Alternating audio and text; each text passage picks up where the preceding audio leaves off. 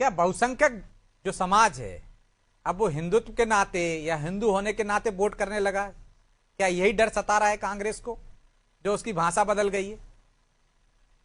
नहीं, बिल्कुल ये डर सता रहा होगा। केवल कांग्रेस को क्यों सता रहा है, ये सभी पार्टियों को सता रहा है। हम्म। और फिलहाल उनके पास में इसका कोई तोड़ भी नहीं है।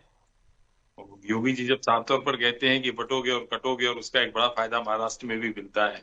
हम्म। और जिन राज्यों में, जहां भी बंगाल में भी आप देखिए, बंगाल में भी क्या हुआ, वहां पे भी जो था कहीं, जो आ रहा हूँ स्वराज। तुष्टीकरण वाले जो लीडर थे, तो तो ये उनको वैचारिक बदलाव है या मजबूरी हो गई आज के समय में? नहीं, ये मजबूरी हो। देखिए, धर्म की जो राजनीतिक उपयोगिता है, तो खासतौर पे हमारे देश में जिस तरह से उसकी चुनावी उपयोगिता नजर आ रही है, हम्म। उसके चलते अब सभी दलों को ये सोचना होगा कि जो बहुसंख्यक समाज है, आप उसकी अनदेखी करके, उसकी जो भावना है उसका अनादर करके जो है, आप इस देश में अब राजनीति नहीं कर पाएंगे। हम्म। और भारतीय जनता पार्टी की यही खूबी जो है, उसको 2 सीटों से बढ़ाकर कहां तक ले आई, आप देख लीजिए। वो अपनी हिंदुत्व की विचारधारा से कभी वो नहीं भटकी, उसे नुकसान होता रहा। साफ तौर पर बीजेपी के नेताओं ने कहा कि उनको एक समाज के लोग जो है वोट नहीं देते हैं, और पार्टी उनको टिकट नहीं देती है, और इसके बावजूद जो है वो 20 राज्यों से ज्यादा राज्यों में जो है उसकी सरकार है। और देश में भी उसकी सरकार है, तीसरी बार नरेंद्र मोदी प्रधानमंत्री बनते हैं। तो उनका जो हार्ड हिंदुत्व है वो जो है कहीं ज्यादा आगे है। और जो कांग्रेस का सॉफ्ट हिंदुत्व है, या जो उनकी सेकुलरिज्म की जो थ्योरी उनकी थी या जो उनका सिद्धांत था, वो चुनावी रूप से अब काफी पिछड़ते हुए दिख रहे हैं। ठीक। उनकी ये मजबूरी है कि हम्म। उन्हें बहुसंख्यक समाज के हितों का, उनकी भावनाओं को आ रहा हूँ स्वराज जी, ध्यान आप ही में के पास रखकर आ रहा उनको बात करना पड़ेगा। और आपको सनातनी जो है केवल दिखावे की जरूरत नहीं है, अब आपको उसको आचरण में भी जो है कहीं आपको दिखना चाहिए। आपको राम मंदिर जाना पड़ेगा, उसकी प्राण प्रतिष्ठा में जाना पड़ेगा। अभी बहुत साल का जो मामला है ना, उस पर हूँ। खुल के इनको कहना चाहिए कि हम स्वागत करते हैं हाई कोर्ट के फैसले का। क्यों नहीं कर रहे हैं दिग्विजय सिंह स्वागत फैसले का, ठीक है जिसमें उसको स्वराज कह दिया जी, गया कि खुलकर स्वागत करना पड़ेगा, दबे कुचले नहीं, मजबूरी में आप आस्था प्रकट कर रहे हो। देखिए, आज की डेट में यदि आप बीजेपी का वोट शेयर पूरे देश में देखेंगे तो वो लगभग लगभग 37 से 40% के बीच में ऑसिलेट करता है। इसका मतलब अगर वही आप हमारी बहुसंख्यक हिंदू जनता के ऊपर एक्सटेंड करें तो 40% हिंदू आज की डेट में बीजेपी को वोट कर रहे हैं। इसका मतलब कि 60% हिंदू आज भी बीजेपी को वोट नहीं कर रहा है। तो इसका मतलब ये जी जो हमारे हमें बात बता रहे हैं कि हिंदू जिस प्रकार से बीजेपी को समर्थन कर रहा है उस प्रकार का तो कोई समर्थन नहीं है, क्योंकि आज भी 60-40 से बड़ा होता है जहां तक मैं जानता हूं। बाकी शुक्ला जी बता दें। दूसरी बात, अभी जो चुनाव हुए हैं अगर आप उन्हें देखें, चाहे वो पश्चिम बंगाल का चुनाव हो तो बीजेपी जीती, उसके अलावा असम का चुनाव बीजेपी जीती। इन दोनों में मैं इन दोनों की बात करता हूँ क्योंकि शुक्ला साहब ने इन्हीं की बात की है। तो आप देखिए कि पश्चिम बंगाल में 27 लाख वोटरों का नाम एसआईआर के माध्यम से हटाया गया।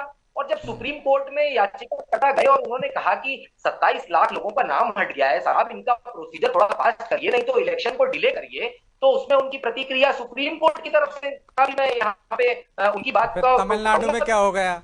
पश्चिम बंगाल के 5 राज्यों की बात करो ना आप।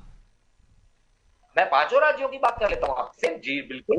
तो चलिए, बाकी केरल में तो देखिए हमारी सरकार आई है तो ठीक है। इसके अलावा बीजेपी की सीटें तमिलनाडु में भी ऐसी नहीं है कि उसकी बात की जाए। तो कुल मिला के पश्चिम बंगाल और असम की मतलब बात जहां रह जाती बीजेपी है, जो जीत करने गई योग्य वहां गड़बड़ी हुई है, जहां हार गई वहां गड़बड़ी नहीं हुई।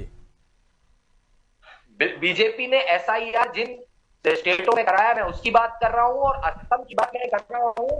डिलिमिटेशन के माध्यम से मुझे अपनी बात कंप्लीट करने दीजिए। ठीक है, जल्दी कीजिए, आप समय कम है, पे जवाब भी लेना है मुझे। 27 लाख लोगों के नाम एसआईआर की लिस्ट से हटाए गए और वो 27 लाख लोगों को सुप्रीम कोर्ट ने बोला कि आप अगली बार वोट करिएगा।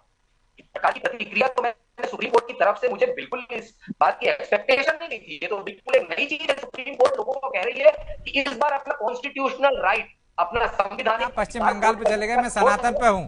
तो आप मानते हो कि सनातन की वजह से, हिंदुत्व की वजह से नहीं जीते पश्चिम बंगाल में? तो बिल्कुल आपको नहीं सुर जीते, बदलने की जरूरत नहीं है। बिल्कुल। और असम असम ये जीते हैं अपने डिलिमिटेशन की वजह से। असम में एक बहुत बड़ा डिलिमिटेशन ठीक है, किया गया। 60% हिंदू आपके खिलाफ है आज भी, बिसेन साहब। वो कह रहे हैं उसकी वजह से नहीं जीते हैं आप। देखिए ब्रजेश जी, दिग्विजय सिंह जैसे राजनेताओं ने पिछले 2 से 3 दशकों में हिंदुत्व और सनातन में विभेद करने का जो एक कुत्सित प्रयास किया, वो आज हम सबके सामने है। सनातन और हिंदू अलग नहीं है, दोनों ही प्राचीन आध्यात्मिक और सांस्कृतिक परंपरा को संदर्भित करते हैं और सांस्कृतिक और पारंपरिक हिंदू दृष्टिकोण को व्यक्त करने के लिए ही हिंदुत्व शब्द 1892 में सामने आया। बाद में 1823 में सावरकर जी ने इसे और व्यापक तरीके से आगे बढ़ाया। लेकिन जिस तरीके से दिग्विजय सिंह का आइडियोलॉजिकल शिफ्ट हो रहा है, तो मैं तो ये मानूंगा, मैं कांग्रेस के साथ ही आपसे बड़ा विनम्र मेरा आग्रह है, आपको भरपूर सुन लीजिए तो बड़ा आपका इस पर तो जिस तरीके से दिग्विजय सिंह आज देख रहे हैं कि 22 राज्य जिसमें केंद्र शासित प्रदेश भी शामिल है, इसमें भारतीय जनता पार्टी का परचम लहरा रहा है। भारतीय जनता पार्टी बहुत ताकत के साथ सभी वर्गों के विकास में, सभी धर्मों के प्रति सम्मान और आस्था प्रदर्शित करती है और सनातन के प्रति जो हमारी प्रतिबद्धता है वो विगत कई वर्षों से है। यही वजह है कि इस देश में राम मंदिर बना 500 साल बाद। यही वजह है कि हम लगातार सनातन को मजबूत करने के लिए हमारी सरकारें विभिन्न जगहों पर काम कर रही हैं। लेकिन कांग्रेस को अब यह लगा कि इस देश में उसकी प्रासंगिकता खत्म होती जा रही है, तो दिग्विजय सिंह पैतरा बदलने की चेष्टा कर रहे हैं। हाल ही में उन्होंने आरएसएस की तारीफ की थी, हाल ही में उन्होंने राहुल गांधी की लीडरशिप पर सवाल उठाए थे और अब आज एक प्रयास उन्होंने कहा है कि मैं ही सनातनी हूं। तो ये तो मुझे लगता है आप बीजेपी से सवाल मत पूछिए, सबसे पहले तो ब्रजेश जी आप कांग्रेस के लोगों से सवाल पूछिए कि आज वो कितना असहज महसूस कर रहे होंगे। ठीक है, छोटा सा जवाब दीजिए स्वराज जी, समय नहीं है। जी, मेरा ये कहना है कि मेरे जो साथी बिसेन साहब हमेशा इस चीज को स्किप क्यों कर रहे हैं कि 60% हिंदू आज भी बीजेपी के साथ नहीं है। खैर उन्होंने, लेकिन वो आपके साथ भी नहीं है ना, आपके साथ होता तो आपका आंकड़ा बढ़ जाता।